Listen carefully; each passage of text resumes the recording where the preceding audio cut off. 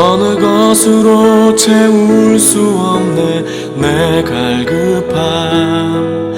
주의 음성 들리네 내 갈급함. 부르짖는 소리 들으소서 내 갈급함. 주의 음성 들리네 내게로 나오라. 영원히 목마름 전혀 없으리. 내게로 나오라. 가까이 생수의 근원 되신 주께 내게로 나오라. 영원히 목마름 전혀 없으리. 내게로 나오라. 가까이 생수의 근원 되신 주께.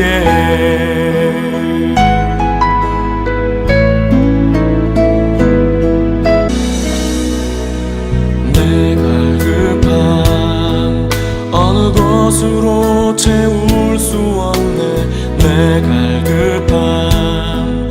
주의 음성 들리네 내 갈급함.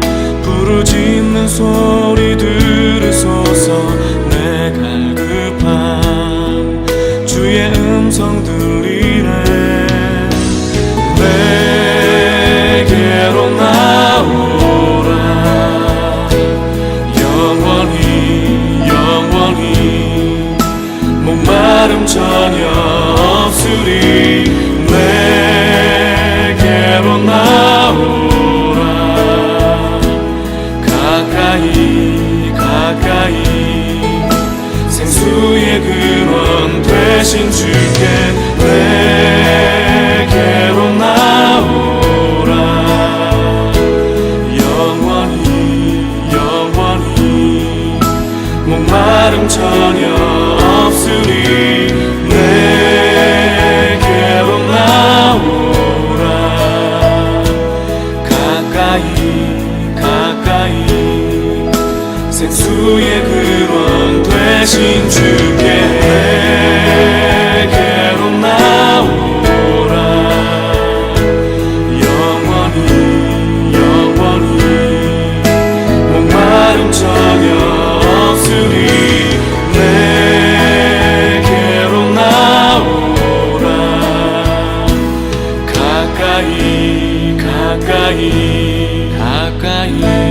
가까이 생수의 근원 되신 주께.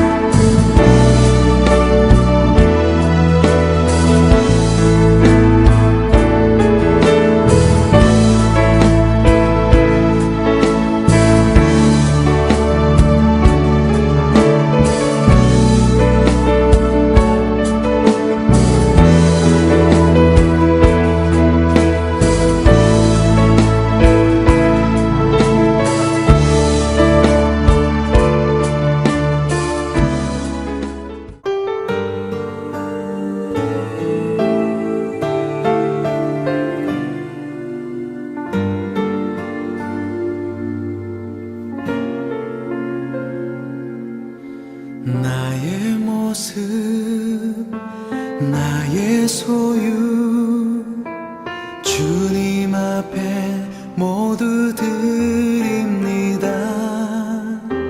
모든 아픔, 모든 기쁨, 내 모든 눈물 받아주소서.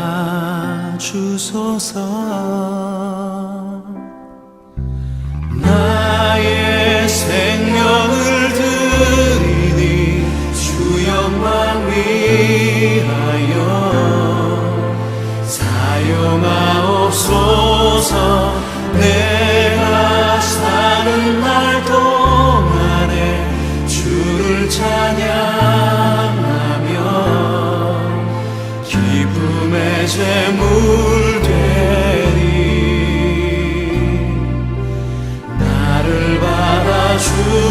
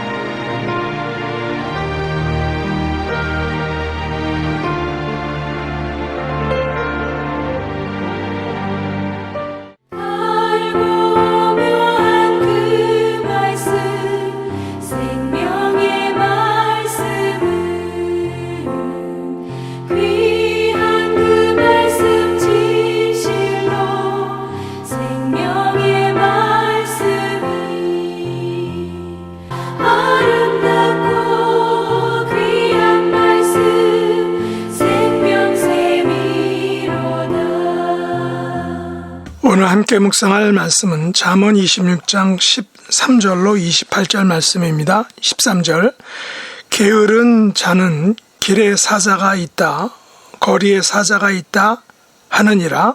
문짝이 돌조기를 따라서 도는 것 같이 게으른 자는 침상에서 도느니라. 게으른 자는 그 손을 그릇에 넣고도 입으로 올리기를 괴로워하느니라. 게으른 자는 사리에 맞게 대답하는 사람 7보다 자기를 지혜롭게 여기느니라. 길로 지나가다가 자기와 상관없는 다툼을 간섭하는 자는 개의 귀를 잡는 자와 같으니라.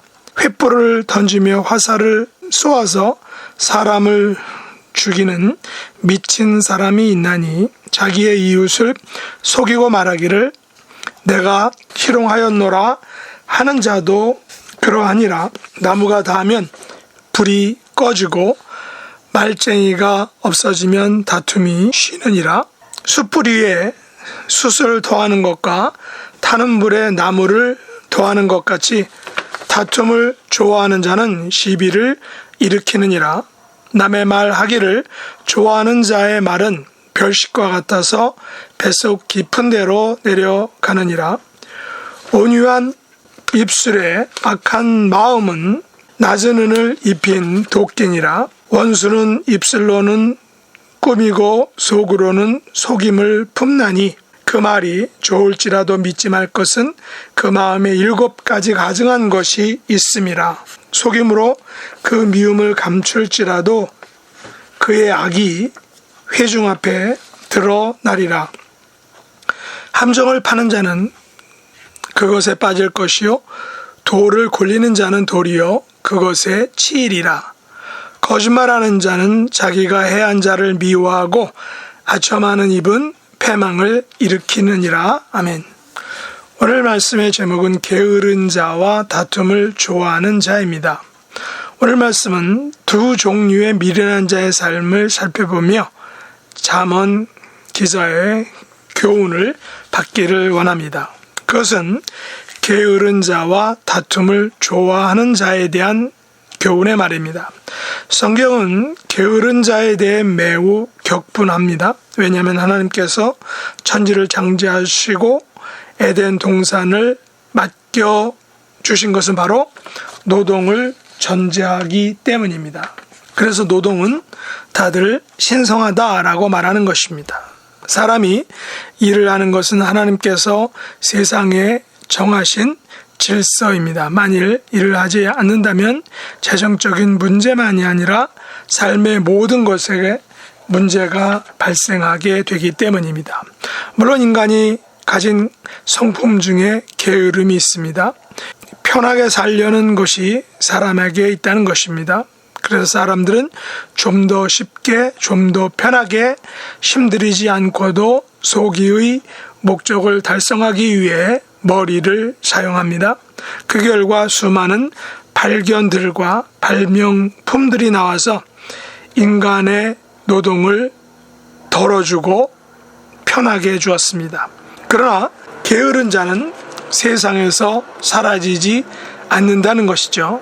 그래서 13절 말씀처럼 게으른 자는 길에 사자가 있다, 거리에 사자가 있다 라고 말합니다. 무슨 말일까요? 좀 더 구체적인 설명이 잠언 22장 13절에 나옵니다. 게으른 자는 말하기를 사자가 밖에 있은즉 내가 나가면 거리에서 찢기겠다 하느니라. 거리에 사자가 있어서 밖에 나가지 않겠다는 것이죠. 물론 이 말은 어느 정도 사실일 수 있습니다. 밖에서 사자를 만날 수 있기 때문이죠.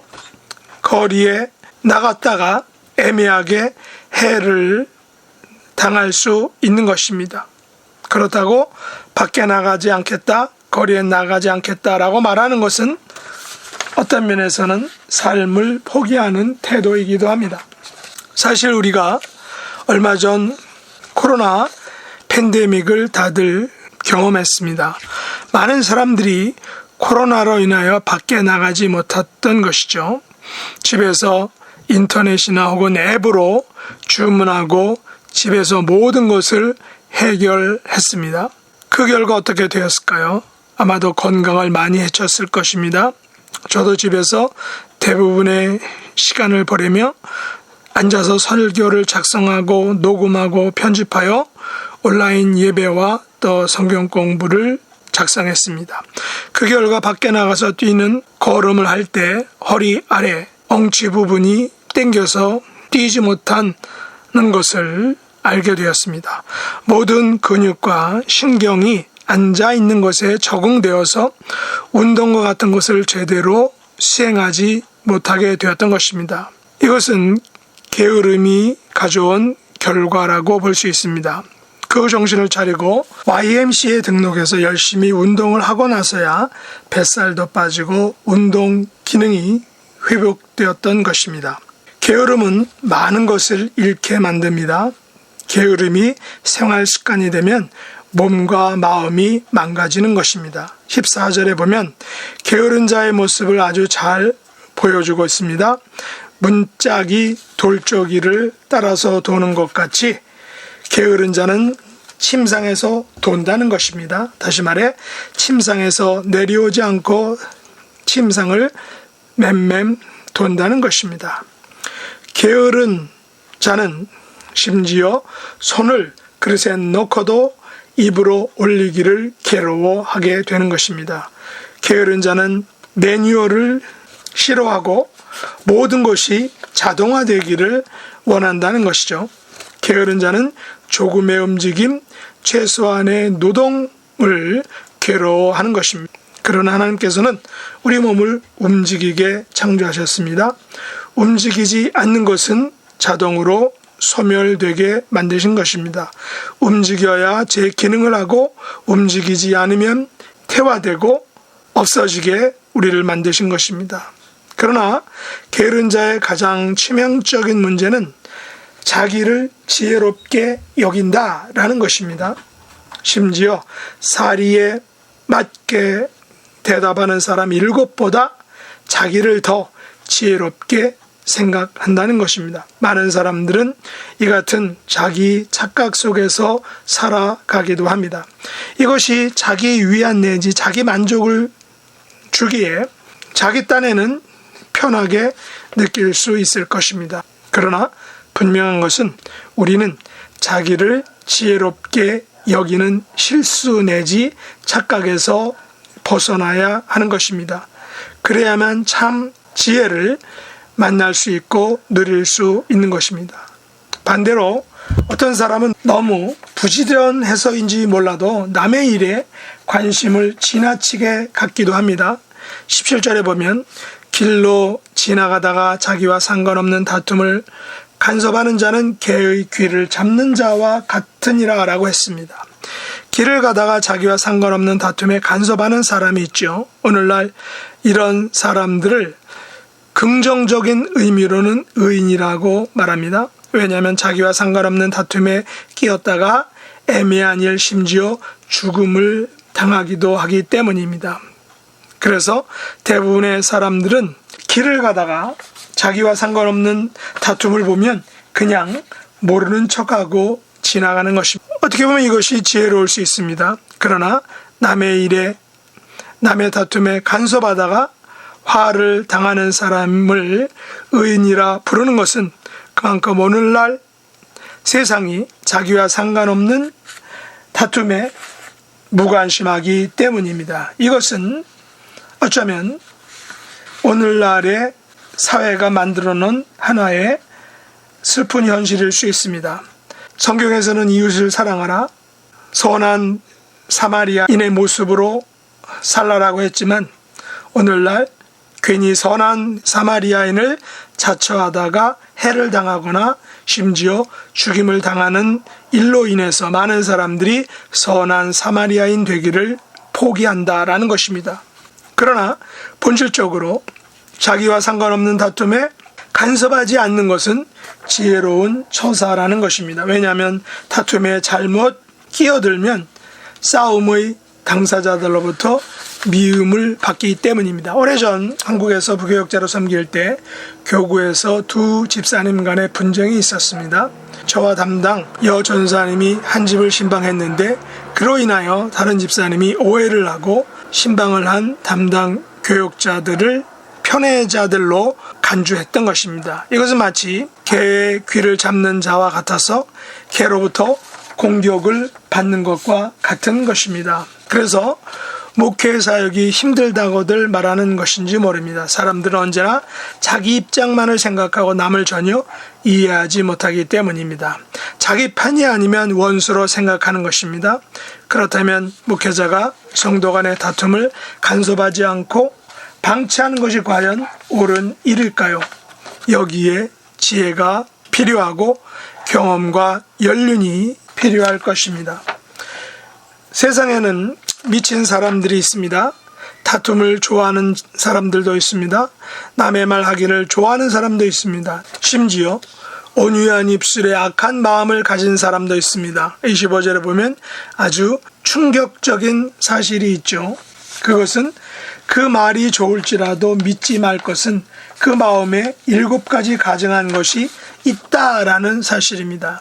여기서 7가지는 무엇일까요? 잠언 6장 16절로 19절에서는 이 7가지를 이렇게 이야기했습니다. 여호와께서 미워하시는 것 그의 마음에 싫어하는 것이 67가지이니 곧 교만한 눈과 거짓된 혀와 무죄한 자의 피를 흘리는 손과 악한 계교를 꾀하는 마음과 빨리 악으로 달려가는 발과 거짓을 말하는 망령된 증인과 및 형제 사이를 이간하는 자이니라. 그러나 분명한 사실은 하나님의 말씀과 공의와 정의가 살아있다라는 사실입니다. 오늘 본문 26절로 28절에 보면 이것을 증명하고 있습니다. 26절에 속임으로 그 미움을 감출지라도 그의 악이 회중 앞에 드러나리라. 하나님께서는 속임으로 감추어진 악을 반드시 회중 앞에 드러나게 나타나게 하신다는 것입니다. 27절에 함정을 파는 자는 그것에 빠질 것이요 돌을 굴리는 자는 돌이요 그것에 치이리라 라는 것입니다. 하나님께서 함정을 판 자와 돌을 굴린 자에게 그 화를 남을 향한 그런 함정과 돌이요 자기를 망하게 하고 자기에게 화를 가져오는 되갚아주는 것입니다. 28절에도 보면 거짓말하는 자는 자기가 해한 자를 미워하고 아첨하는 입은 패망을 일으키니라 라고 했습니다. 하나님께서는 거짓말하는 자는 거짓말로 해를 당한 사람의 원수가 되게 만드신다는 것입니다. 거짓말에는 반드시 그 대가가 따른다는 것입니다. 아첨하는 입은 결국 자기 신세를 망치는 지름길이 되게 만드신다는 것입니다. 우리 성도의 삶은 게으름을 멀리하는 삶인 줄 압니다. 이는 하나님의 창조 원리에 반하기 때문입니다. 성도의 삶은 다툼을 멀리하는 삶입니다. 이는 모든 다툼은 반드시 그 대가를 치러야 하기 때문인 것입니다. 분명한 것은 하나님께서는 모든 다툼에는 그것에 대한 책임을, 대가를 물으신다는 것입니다. 그러므로 게으름을 버리고 모든 다툼의 원인이 되는 속임과 함정과 거짓말과 아첨의 말들을 멀리해야 하는 것입니다. 이런 삶을 통하여 우리는 하나님이 만드신 그 창조의 원리, 하나님의 자녀된 삶을 기쁘게 살아가는 복된 성도가 될 수 있기를 예수님의 이름으로 축복합니다. 기도하겠습니다. 하나님 아버지, 저희들에게 일할 수 있는 몸과 마음과 힘 주심을 감사합니다. 때때로 쉼을 주심도 감사합니다. 그러나 동시에 우리 안에 있는 게으름을 인하여 회개합니다. 영적인 게으름을 특별히 회개합니다. 영적인 나태함에서 벗어나 깨어있는 성도가 되기를 원합니다. 특별히 자기를 지혜롭게 여기는 실수와 착각에 빠져들지 않도록 언제나 말씀과 성령 안에 거할 수 있기를 원합니다. 우리 마음속과 세상의 모든 관계들 속에서 도사리고 있는 다툼과 속임과 함정과 거짓말과 아첨하는 말들을 멀리하고 제거해 주시기 원합니다. 오직 주님의 말씀에 순종하는 성도가 되게 하여 주시옵소서. 육신의 질병과 마음의 고통으로 인하여 하나님의 치유하심과 회복해 하심을 간절히 사모하는 하나님의 자녀들에게 강건함의 복으로 치유와 회복과 온전함으로 기적을 베풀어 주시옵소서. 예수님 이름으로 간절히 기도드렸나이다. 아멘. 주가 일하시네 주가 일하시네 주께 아끼지 않는 자에게 주가 일하시네 주가 일하시네 신뢰하며 걷는 자에게 신뢰하며 걷는 자에게